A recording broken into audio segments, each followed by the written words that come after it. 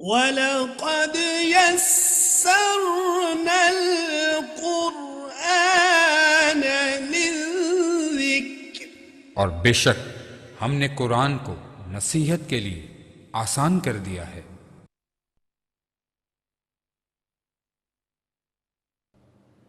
اعوذ باللہ من الشیطان الرجیم، بسم اللہ الرحمن الرحیم۔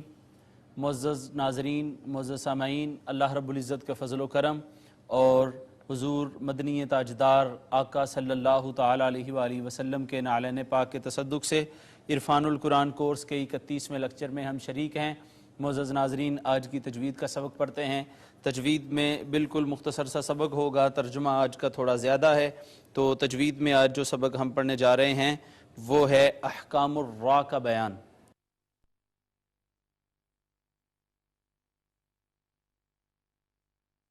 معزز ناظرین، یہ جو راء ہے یہ کچھ حالتوں میں پر پڑھی جاتی ہے، کچھ حالتوں میں جو ہے وہ باریک پڑھی جاتی ہے۔ راء مفخمہ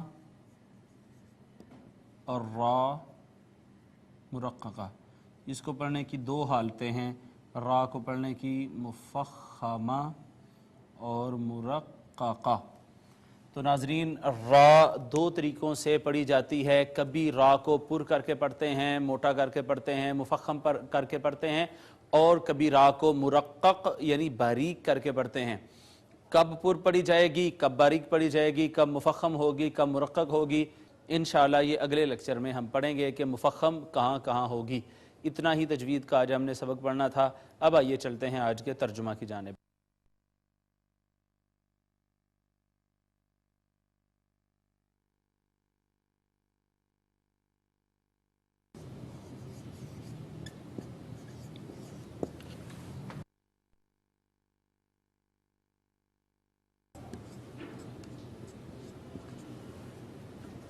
جی ناظرین، یہ آج کا سبق ہم نے لکھ لیا، اب اس کا تلفظ صحیح کرتے ہیں اور اس کے بعد انشاءاللہ پھر ہم اس کا ترجمہ کریں گے۔ اعوذ باللہ من الشیطان الرجیم، بسم اللہ الرحمن الرحیم۔ وَإِذْ قُلْتُمْ يَا مُوسَى لَن نَّصْبِرَ عَلَى طَعَامٍ وَاحِدٍ۔ ناظرین، میم ساکن اظہار شفوی، پھر الف المدیہ الصغیرہ، پھر الف المکسورہ، ادغام متماثلین، اس کے بعد راء کو مفتوح پڑھا، الف المکسورہ، الف مدہ، ادغام بالغنہ۔ واحد فادع لنا ربك يخرج لنا مما تنبت الارض۔ یہاں پہ ناظرین واحد ہم نے اخفا کیا، دال پہ قلقلہ کیا، الف مدہ ہے، اس کے بعد جیم پہ قلقلہ کیا، پھر الف مدہ، پھر ادغام، پھر قلقلہ، پھر یہاں پہ نون ساکن کے بعد با آئی، با نے اسے چھوٹی میم سے بدل دیا، اقلاب ہے، پھر را ساکن، ما قبل اس کا مفتوح ہے، را مفخم پڑھی جائے گی۔ تنبت الارض من بقلها وقثائها وفومها وعدسها وبصلها۔ ناظرین، نون ساکن کے بعد با آئی، با نے اس کو چھوٹی میم سے اقلاب کر دیا اس کے بعد قاف پہ قلقلہ، ہا کا جو مخرج ہے وہ اقصی حلق ہے، اس کے بعد الف مدہ ہے، پھر یہ مد منفصل آ گئی، پھر یہ الف مدہ، یہ واو مدہ، یہ الف مدہ، پھر الف مدہ، پھر صاد حروف مستعلیہ میں سے، اور یہ الف مدہ۔ قال اتستبدلون الذي هو ادنى بالذي هو خير۔ یہاں پہ ناظرین قاف مستعلیہ میں سے الف مدہ ہے، اس کے بعد با پہ قلقلہ ہوگا، واو مدہ ہے، پھر یا مدہ ہے، پھر دال ساکن، پھر اس پہ قلقلہ ہوا، پھر الف المکسورہ، پھر یا کا ما قبل مکسور، یا مدہ، یا کا ما قبل مفتوح، یا لین۔ اہبطوا مصرا فإن لكم ما سألتم۔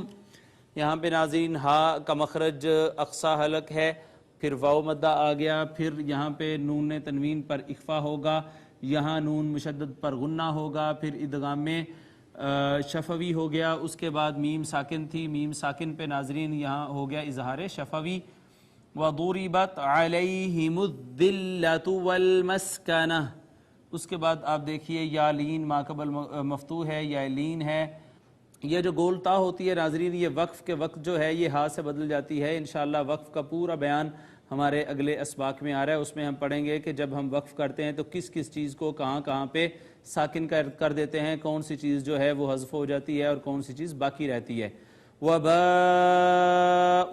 بِغَضَبٍ مِّنَ اللَّهِ ذَلِكَ بِأَنَّهُمْ كَانُوا يَكْفُرُونَ بِآيَاتِ اللَّهِ. ناظرین یہ مد متصل ہے، اس کے بعد واو مدہ، پھر یہاں پہ ادغام بالغنہ ہوا. اس میں جلالت کا ماقبل مفتوح تھا، مفخم پڑھا ہم نے، الف المدیہ صغیرہ ہے. اس کے بعد نون مشدد پہ ہم نے غنہ کیا، میم ساکن پہ اظہار شفوی، یہ الف مدہ، یہ واو مدہ، پھر الف المدیہ صغیرہ، الف مدہ ہے، اس میں جلالت کا ماقبل مکسور ہے، لہٰذا اس کو مرقق پڑھیں گے. وَيَقْتُلُونَ النَّبِيِّينَ بِغَيْرِ الْحَقِّ ذَلِكَ بِمَا عَصَوْا وَكَانُوا يَعْتَدُونَ. یہاں پہ ناظرین آپ دیکھیں قاف پہ کلکلہ ہوگا، واو مدہ ہے، اور نون کے اوپر چونکہ شد ہے اس وجہ سے یہاں پہ غنہ ہوگا. یا مدہ، یہ دوسری یا مدہ ہے. اس کے بعد یہ بغیر کی جو یا ہے یہ یا لین ہے، ما قبل مفتوح ہے، اس کا حق. یہاں حروف قلقلہ قاف تا با جیم دال اگر ساکن آ جائیں تو ان پر بڑا قلقلہ ہوتا ہے. اس کے بعد الف المدیہ صغیرہ، الف مدہ، یہاں پہ ادغام، اور الف مدہ، پھر واو مدہ، اور پھر یہاں پہ یہ واو مدہ. یہ تو آج کی تجوید کا کچھ سبق تھا ناظرین جو ہم نے پڑھنے کی کوشش کی. اب آئیے چلتے ہیں آج کے اس سبق کا ترجمہ کرتے ہیں.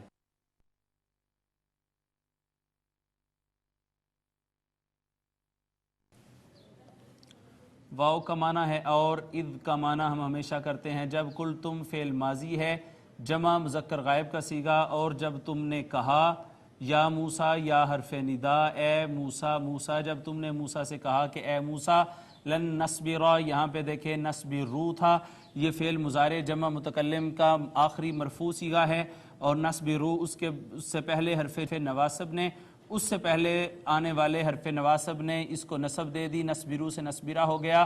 ہرگز نہیں، لن نصبرا، ہرگز نہیں ہم صبر کریں گے، ہرگز نہیں ہم صبر کریں گے. علا کا معنی پر یا اوپر، طعام کھانے کے، ہم ہرگز کھانے پر صبر نہیں کریں گے. واحد ایک ہی کھانے پر ہم سے صبر نہیں ہوتا، ہم ہرگز صبر نہیں کریں گے. فا کا معنی پس، ادعو فعل امر واحد مذکر حاضر، تو دعا کر.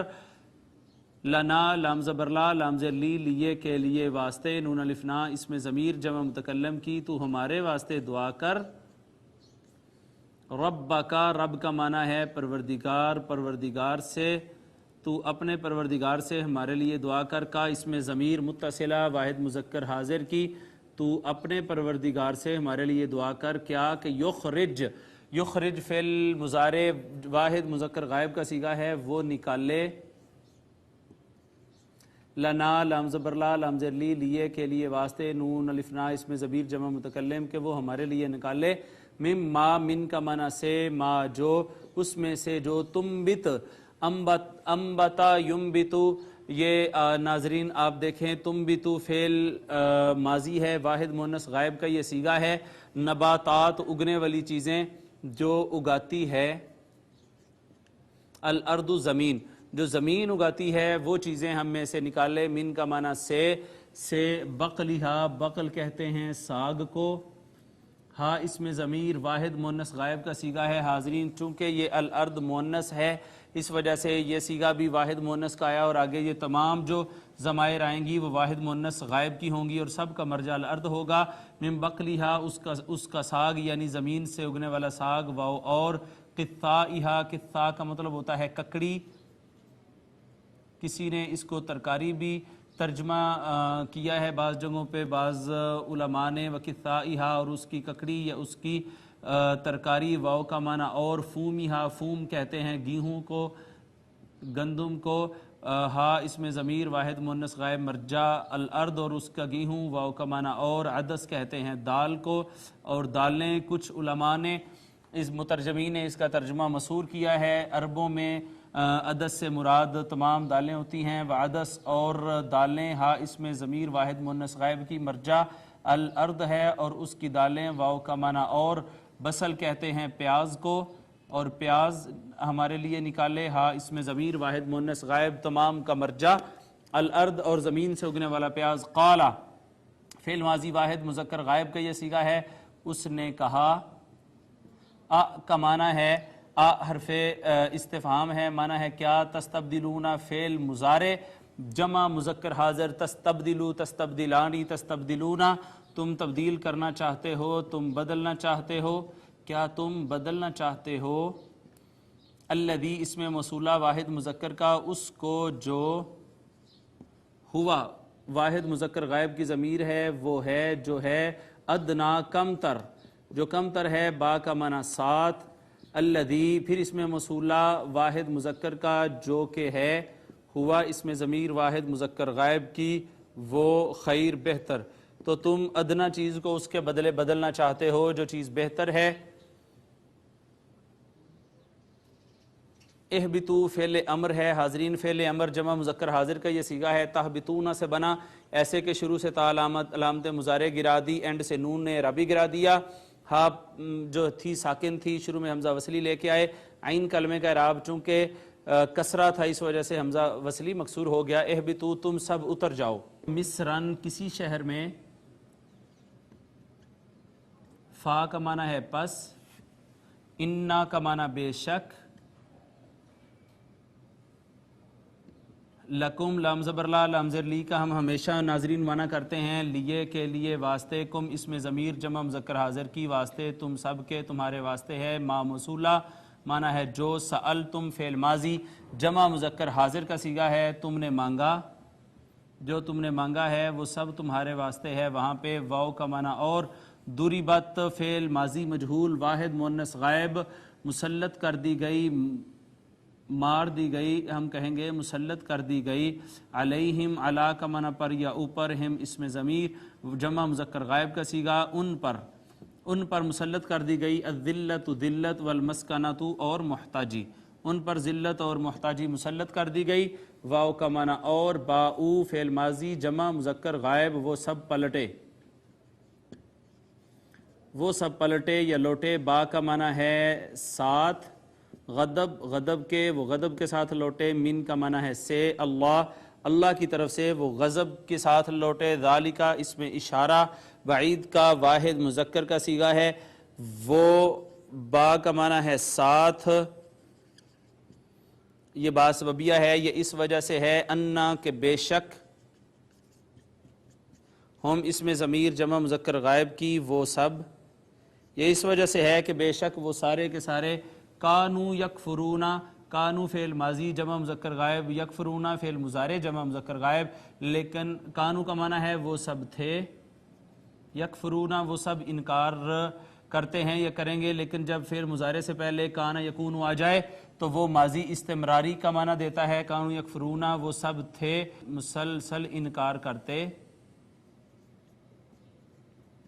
پاسٹ کنٹینیوس ہے، بی آیات اللہ با کا معنی ساتھ، آیات جمع ہے آیتن کی، آیتن کہتے ہیں نشانی کو، وہ اللہ کی نشانیوں کا، یا دوسرے معنی میں اس سے مراد آیات قرآنیہ بھی ہو سکتی ہیں، یا ان پر اترنے والی جو کتابیں تھیں ان کی آیات ہیں، بی آیات اللہ نشانیوں کا، اللہ کی آیات کا انکار کرتے رہے مسلسل، واو کا معنی اور، یقتلون فعل مضارع جمع مذکر غائب کا صیغہ ہے، اور وہ سب قتل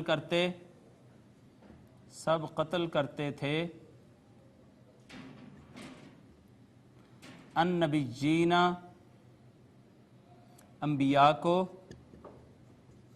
بغیر الحق بغیر حق کے، ذالکا اس میں اشارہ بعید واحد مذکر، وہ با کا معنی ساتھ، ما موصولہ معنی ہے جو، یہ اس وجہ سے تھا جو، عصوا فعل ماضی جمع مذکر غائب وہ گناہ کرتے، واو کا معنی اور، کانو فعل ماضی جمع مذکر غائب وہ سب تھے، یہتدون پھر فعل مضارع ہے، شروع میں علامت مضارع یا معنی وہ، واو نون جمع کے لیے سب یا سارے، وہ سب تھے حد سے گزرتے رہتے، حد سے گزرتے، وہ سب چونکہ حد سے گزرتے رہتے تھے اس وجہ سے اللہ پاک نے ان پر ذلت اور مسکنت طاری کر دی گئی اور انہیں عذاب کی طرف لوٹا دیا گیا۔ آئیے ناظرین، آج کا ہمارا ترجمہ لفظی تو مکمل ہوا، بامحاورہ ترجمہ ایک دفعہ ہم کرتے ہیں۔ اور جب تم نے کہا اے موسیٰ ہم فقط ایک کھانے پر ہرگز صبر نہیں کر سکتے، تو آپ ہمارے لیے دعا کیجئے اپنے رب سے کہ وہ پیدا کر دے ہمارے لیے زمین سے اگنے والی چیزوں میں سے ساگ اور ککڑی اور گیہوں اور مسور اور پیاز یا دالیں اور پیاز۔ موسیٰ علیہ السلام نے اپنی قوم سے فرمایا کیا تم اس چیز کو جو ادنا ہے بہتر چیز کے بدلے مانگتے ہو؟ کسی بھی شہر میں جا اترو، یقیناً وہاں تمہارے لیے وہ کچھ ہوگا جو تم مانگتے ہو۔ اور ان پر ذلت مسلط کر دی گئی اور محتاجی مسلط کر دی گئی اور وہ اللہ کے غضب میں لوٹ گئے۔ یہ اس وجہ سے ہوا کہ وہ اللہ کی آیتوں کا انکار کیا کرتے اور انبیاء کو ناحق قتل کرتے تھے، اور یہ اس وجہ سے بھی ہوا کہ وہ نافرمانی کیا کرتے تھے اور ہمیشہ حد سے بڑھ جاتے تھے۔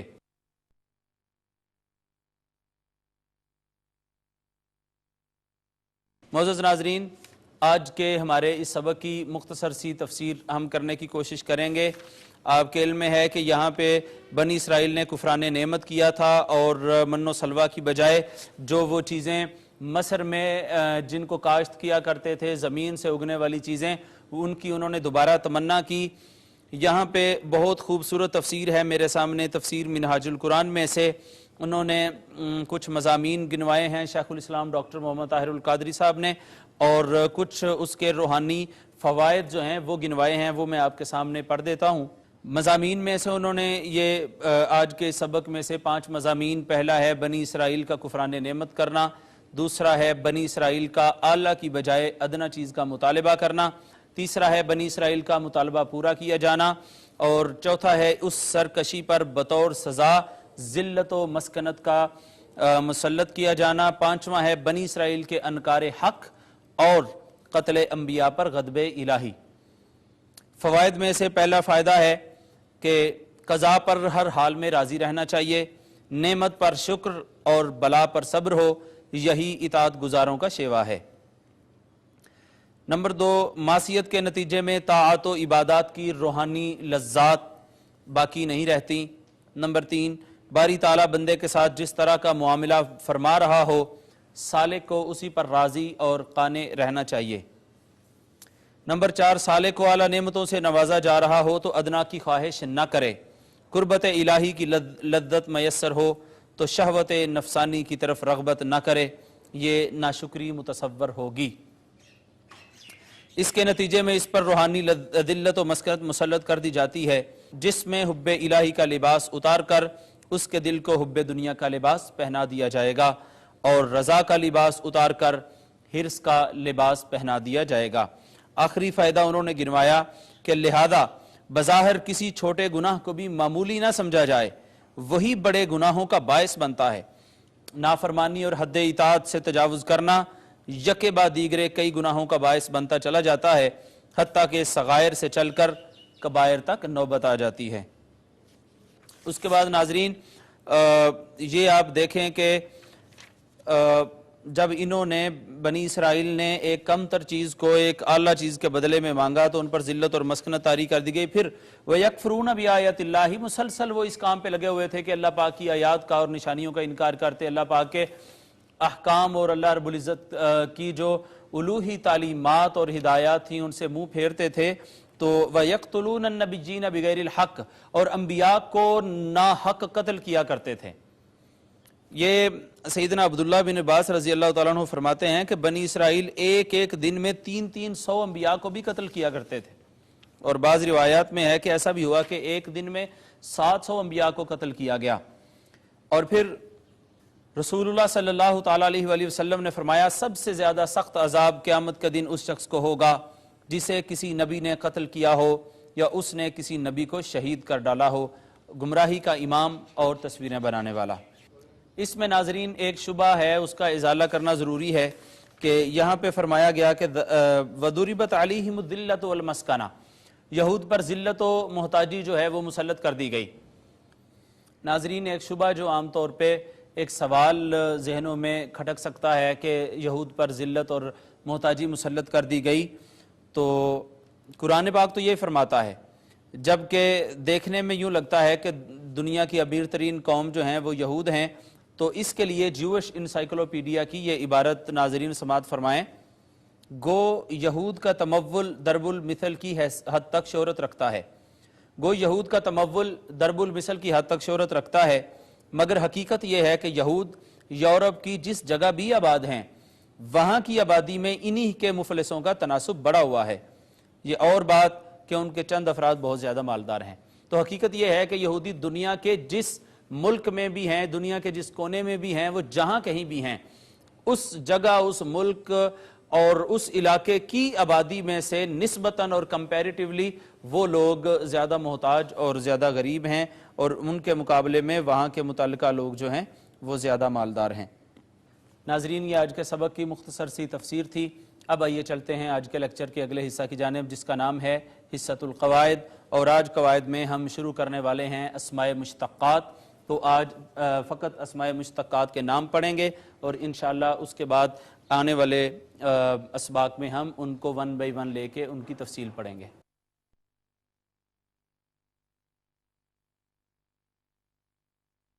اسماء مشتقات ان اسماء کو کہتے ہیں جو فعل سے بنائے جاتے ہیں، اور ان میں فعل کے معانی اور اس کے اصلی حروف کسی نہ کسی طور پہ ضرور پائے جاتے ہیں۔ حاضرین یہ اسماء مختلف اوزان پر آتے ہیں اور ان کی 7 اقسام ہیں۔ آج فقط ہم ان کے نام لکھیں گے، اور انشاءاللہ آنے والے اسباق میں ہم باقاعدہ ان کی تفصیل پڑھیں گے۔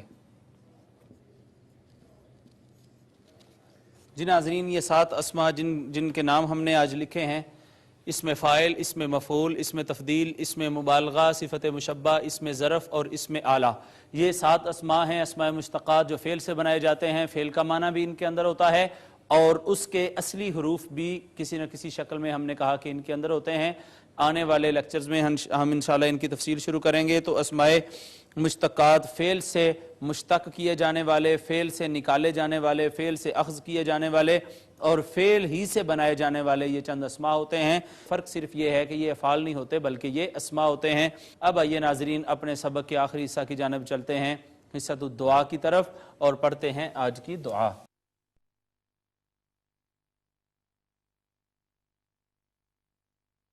بوقت تعزیت، بیماری یا کسی کو مصیبت میں دیکھ کر بھی یہ دعا پڑھی جائے۔ تو حاضرین محترم یہ دعا اگر آپ پڑھیں گے کسی کو مصیبت میں دیکھ کر یا کسی کو بیمار دیکھ کر، تو وہ جو بیماری اگلے شخص کو ہے، یہ دعا پڑھنے سے آپ کو وہ بیماری قطعاً چھو نہیں سکے گی۔ مثال کے طور پر آپ جاتے ہیں ہاسپٹل میں ہی چلے جاتے ہیں اور آپ دیکھتے ہیں کہ ہر طرف جو ہیں وہ مریض وہ اپنی بیماری کی وجہ سے تڑپ رہے ہیں، پریشان ہیں، تو وہاں ہاسپٹل میں داخلے کے وقت اگر آپ یہ دعا پڑھ لیتے ہیں تو اللہ رب العزت وہاں موجودہ تمام امراض سے آپ کو محفوظ و مامون رکھے گا۔ وہ دعا جو ہے وہ ہم لکھتے ہیں، الحمدللہ الذی۔ جی ناظرین تمام تعریفیں اس اللہ کے لیے جس نے مجھے بچایا، مجھے عافیت بخشی اس بیماری سے، اس آزمائش سے جس میں تجھے مبتلا کیا، وفضلنی علی کثیر، بہت ساروں پر مجھے فضیلت بخشی، ممن خلق تفضیلا، جن کو اپنی مخلوق میں سے اس نے فضیلت دی۔ تو یہ آج کی ہماری دعا تھی۔ اللہ کا شکر ہے جس نے مجھے بچایا اس مصیبت سے جس میں تجھے مبتلا کیا اور اپنی مخلوق میں بہت ساروں پر فضیلت دی۔ ناظرین 31واں لیکچر آج کا ہمارا مکمل ہوا چاہتا ہے۔ را کو پر پڑھنے کی حالتیں 2، را مفخمہ اور را مرققہ، ہم نے دونوں کے نام لکھے۔ آئندہ کے اسباق میں ہم ان کی ڈیٹیل پڑھیں گے۔ اس کے بعد پھر حصۃ التفسیر میں ہم نے کچھ تفسیری نکات آج کے سبق کے پڑھے ہیں، اور قواعد میں ہم نے اسماء مشتقہ اور اسماء مشتقات جو 7 ہیں وہ ہم نے پڑھے، اسم فاعل، اسم مفعول، اسم تفضیل، اسم مبالغہ، صفت مشبہ، اسم ظرف، اسم اعلیٰ، اور آخر میں ناظرین ہم نے بوقت تعزیت، بیماری یا کسی کو مصیبت میں دیکھ کر پڑھنے والی دعا پڑھی ہے الحمدللہ الذی عافانی مما ابتلاک بہ وفضلنی علی کثیر ممن خلق تفضیلا۔ تو ناظرین اسی کے ساتھ ہی ہمارا آج کا یہ سبق اختتام کو پہنچتا ہے۔ اللہ رب العزت سے دعا ہے کہ وہ ہمیں قرآنی تعلیمات پر عمل پیرا ہونے کی توفیق عطا فرمائے۔ وما علیہ الا البلاغ۔